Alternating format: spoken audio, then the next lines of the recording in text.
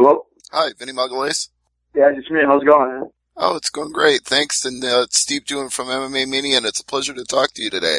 Yeah, when I talked to you, everybody was trying to get me on a call with you, like, for the last couple of days. I was just busy, man. No, I understand. You're getting into heavy training, getting ready for a fight on the 17th, so I know your schedule's been pretty busy for that. Yeah, like training, plus I'm also still teaching, and also it's really busy right now. A couple of times when I got the calls, they were just like, I was teaching class, I couldn't even pick up the call, so yeah, it hasn't been that easy now. I completely understand. Are you able to train effectively while you're teaching classes at the same time, or does it divide your attention a lot? Well, to be honest, like, it doesn't really, like, take any time from my training, because, like, it's all, like, my schedule's all, like, around my training session. So, like, even for teaching, usually I teach, like, at 10 in the morning, but then I have, practice at 11:30, so right after, like, I'm done teaching.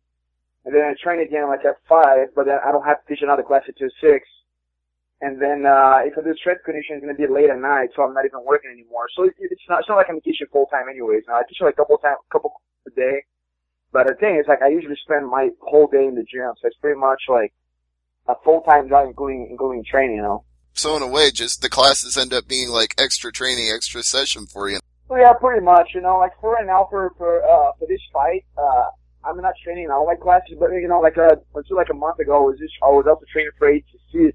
So I was using my grappling classes also to get some extra grappling training. But right now I'm like focusing more on this fight, 100% of the fight. So it's like, you know, I do train sometimes in my class, but most of the time in my class I'm just there teaching. I'm not really training much. But still, man, it's like time spent in the gym. It still like takes a lot of energy, you know. Speaking of being focused for this fight was actually supposed to happen about 6 to 7 months ago, and then there was some sort of contract dispute, and it ended up not taking place. So, what can you fill us in on what exactly happened back then? It's actually this fight was supposed to happen 3 years ago when both of us were suing UFC. But yeah, like the whole situation with the World Series, like there was a situation like contract. You know, I can't talk much about it, but I did sign an agreement with Titan. You're not gonna be like, you know, breaking down details and all that. But there was an issue with my contract with Titan. So I tried to walk away from the contract, and which I believe that I had all the rights to do. My attorney believed that I had all the rights to do. I felt like there was a breach on my contract from their side. And I just told them, look, I don't have to fight for you guys anymore since there's this breach. And you know, like they were kind of fighting the situation, and I never want to take it to court just because, like, you know, if I try to take that situation to court, it could have take up to like 18 months. And it would have been worse. They tried to just start to negotiate between me and them. Well, finally got to a point that I was able to get out of the contract. You know, I didn't have to go to court. They let me go. And, I finally signed with the World Series. The thing is, when I signed with the World Series in April, in my mind, I had all the right to do so. Like, there was nothing wrong. Like, I didn't do anything without, like, consulting my attorney, like, or anything. I didn't do anything on my own without knowing what I was doing. But, you know, there was a threat from their side saying that, well, if you fight on this card, we might just try to file for, like, an injunction. And that could happen, like, any day before the fight. So the World Series decided not to take the risk, and they pulled me out of the card. And then, so what happened was, when they pulled me out of the card, they just decided to cancel that contract. And then they waited for my whole situation with Titan to get figured out until I could sign again. And then finally I signed, and here I am, like, you know, ready to fight Hamill. All right, so you actually had to unsign and then re-sign it. That's a little bit of a mess, but I'm glad it all worked out in the end. Yeah, you know, it was a little like it was a tough situation too. You know, I got captain from Titan for a year, and even when I signed with Titan back then, like, you know, I was hoping to stay really busy. That's actually like one of the issues that we end up having. So I was expecting to stay really busy, and because of the whole situation, I ended up not fighting for a year. But you know, hopefully now I'll get to fight more often with the World Series. Well, yeah, it was kind of a strange situation because you won the title, and then it just time went by and more time went by, and I thought you were going to defend that title in Titan, and it never happened. That was the ideal, man. That was exactly the plan, you know. Like, I had actually still, like, if that contract, if I had no issues with the contract, I would have still had like 5 fights left with Titan. So, you know, my plan was to actually finish my contract, like, you know, fulfill all of those fights and defend the title like 5 times if possible.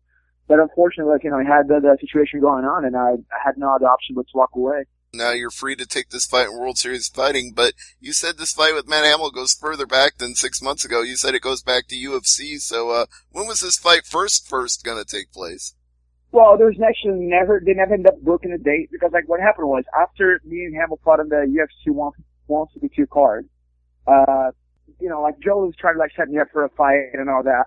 And, Hamill's name got brought up, and, he was actually consulted about taking the fight. So like, yeah, let's see if you want to take the fight. But I think what happened was, I think either his wife or girlfriend, like what the situation is, got pregnant, and then he decided to take a time off fighting and not fighting. But that fight was offered. There's nothing signed or anything, but it would have likely been my next fight after I fought Igor Pokrajic. But then, ended up not happening. So that's like it was back in 2012. Matt Hamill seemed to take a leave of absence from the sport. I wasn't even sure he was coming back at all. And then I found out he was fighting you in this tournament, and I got excited about seeing that fight. But that whole tournament ended up topsy-turvy because neither of the original brackets they announced actually took place. There were multiple replacements in that whole thing. Yeah, man, that was a pretty weird situation. Like, none of them actually was supposed to be me, Thiago, AngryMarks, and Hamill. Like, nobody actually ended up fighting. Nobody that was scheduled, like, initially would end up fighting in the tournament. So it was a little weird situation. Exactly. And David Branch was never originally in it, and now he's the champion in 2 weight classes. So that's another interesting part of the whole fallout of this thing. Oh, yeah, that's for sure. The thing is, I don't see Branch like, as a fighter, as far as his skills, he's definitely capable of, like, doing both. But I think his schedule is not going to really permit him to do, like, be defending both titles, They can't, because that keeps the fights moving. They got to keep the division moving. They cannot be holding up a division just because of him, because he has 2 titles. So, in my opinion, he's going to, at one point, have to give up the title. And, if he doesn't give up the title, my goal is to go there and take from him. So, either way, like, I don't think he's going to be defending both belts. Well, that's exactly what I was going to ask you. You read my mind, because I wanted to know if you feel like this fight, since it was originally a tournament fight, if you feel like this crown's the #1 contender for the light heavyweight title. Well, it's hard to say, well, I won this fight, I'm going to be fighting for the title. Also, you got to count the fact that I haven't fought for almost a year. But I think you're going to really depend on my performance, Like, it depends how, like, I perform in this fight. And, she said that I'm going to be fighting for the title next. Like, to be honest, I do have, like, 4 fights with the World Series. Like, I'm in no rush to actually be fighting for the title right now. But, yeah, if I perform well, if I feel like, I get a win that kind of deserves, like, some attention, like, why not fight for the title, Yeah, go out there, deliver, and people will be clamoring to see that fight. That's what it's all about. Yeah, that's for sure, But then again, like, I want to say this. Here's the thing. Branch just said that he wants a time off, like, a little bit, like, and now when somebody talks about taking time off, I don't think anybody's talking about, like, 2-3 months. They're talking about, like, 5, 6. They want to take a time off. And, I win in this fight. I'm not willing to be waiting much to fight again next, There's a card here in Vegas, in December, and I would love to get on that card too. It's just like, that's my hometown now. I haven't fought in Vegas in a while. So for me, like, I fight Hamill, like, hopefully I win that fight, and then my goal is to actually get on the December card. Likely, it's not going to be for the belt. I don't think they're going to have Branch defend the belt that soon. And also, apparently it's not his goal. So, yeah, for me, it's like, title is really important right now. To get the belt would be, like, really, really important, but, I'm not willing to wait for anything. I just want to get to fight. I just want to get the 1 year that I missed. Like, I want to get that year back. Well, I assume if you want to fight again in December in Vegas, you're going to have to be very careful in this fight to not sustain any injuries that would get you a 90 or 120-day medical suspension. That is true. Yeah, that's the main thing, like, not to get hurt. Every commission works differently, so I don't know how the Connecticut commission works, but yeah, that's a risk, It goes 3 rounds. I think that's already like a 30 days automatic, no matter if you get hurt or not. So, depends on, like, how the commission works. Right, so hopefully the fight goes well, and then you don't even have to worry about that. But I guess that leads to the penultimate question of what your strategy is against Hamill then. Like, what can you do, to avoid any possible injuries? Yeah, like, every time people ask me that question, what's the strategy? I don't think there's much of a surprise. I feel like every time, like, especially it has been a year, I'm sure, like, he hasn't fought for 2 years. So I'm sure that he's going to come out with a bunch of changes. His game could be improvements. It could have got worse. And, same thing goes for me. I could have improved it like in a year. I could have got worse in a year. So, but as far as the goal, it doesn't change. I think everybody knows what I want to do.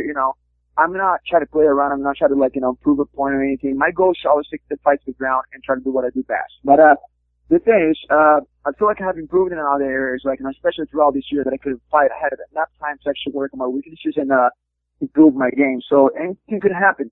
But my goal is just still the same as always being, take the fight to the ground and go for a submission. No, I think that's what people know you for. I think that's what people expect. And like I said, you've got that ground game on lock. Yeah, it can't really, like, I'm not one of those guys. I want to make it entertaining for the fans. I want to, show that I've improved. Yeah, I can show that I've improved without forgetting what I'm good at. You know, I'm not one of those guys that want to make things up in the middle of the fight and then end up like getting caught or, you know, just because he didn't play smart. So for me, it's more about, go there and get the win. Like, you know, especially if I'm talking about getting a possible title shot, I better go there and perform and win. You know, it's not just giving a good fight to the fans. It's about getting the win. And I think that's going to be the most important thing for me to keep going, like, you know, towards that title fight. Now, as for Matt Hamill, the last time he was scheduled to have a fight, he ended up pulling out with an illness, and we've seen fighters that they're having trouble making weights for fights and getting ill the day before the fight, and seems to be more common and more occurring of late. I mean, Johnny Hendricks just today ended up being pulled out of the fight that was supposed to take place at UFC 192. So, do you think Hamill's going to be ready on October 17th, or are you worried about him not making it? Well, that's the thing, like, he hasn't fought for 2 years, but like during these 2 years, he has signed with the promotion. He has retired, came back, retired, come back. Like almost like a couple of times it happened, like, you know, and then there was that fight he was supposed to fight Thiago. Then, you know, the day of the fight, he backed out, which, you know, I'm not saying that he did that intentionally. He might have got sick and had to back out. It's a situation where, like, you know, I had to be ready to fight my fight. You know, I'm not going to be. Even for this fight, most of camp, I didn't really set up a strategy specifically for him. I try to get myself ready for any situation because, you know, not just with him, it's nothing personal, like, but anybody could have just, like, have to change, like, you know, it could just have changed an opponent, like, in the last minute. And, I don't want to be training for a wrestler and have to fight a striker, like, in the last minute, you know. So for me, it was just more about preparing myself for any situation. But, you know, since this happened like to him for the last couple of years, man, it's a situation where I'm not even sure if that's who I'm going to be fighting. So, you know, you have like, yeah. So like, I'm in that kind of situation right now. Like, I'm focused on fighting him, but I also have in mind that it could have changed in the last minute, and I'm trying to look like whoever World Series has like in their rosters, like, you know, let's see potential opponents here and see who I could be fighting, and that's why I decided to do my training more, like, you know, focusing on everything instead of just focusing on one another. If they offer you a replacement opponent the day before or day of the fight, you'd be willing to take that fight because, like you said, you'll be ready for anybody and anything. Yeah, pretty much, man. Here's the thing, too. I don't feel like I said, I didn't try to, like, just work around, like, Matt Hamill. I try to work, like, around myself. Like, you know, I try to improve my skills, improve what I'm good at, improve the things I'm not as good at. And that's, like, too much time that I put into this shit. Now, like, you know, I have to say, well, they changed my opponent, I'm not going to fight.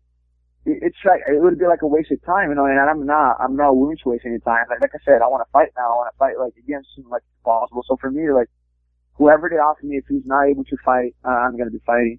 It could be like literally like, 6 hours notice. They could have just backed out of the day of the fight like he did with Thiago.